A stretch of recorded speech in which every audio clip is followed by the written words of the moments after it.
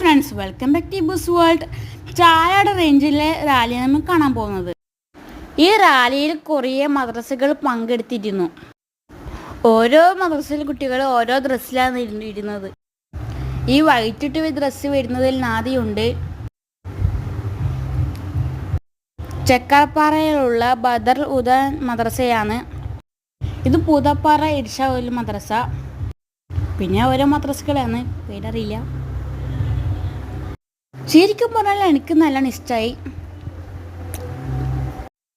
Allow മുതൽ പൂതപ്പാറ വരെയാണ്. ഞാനുമുണ്ട്.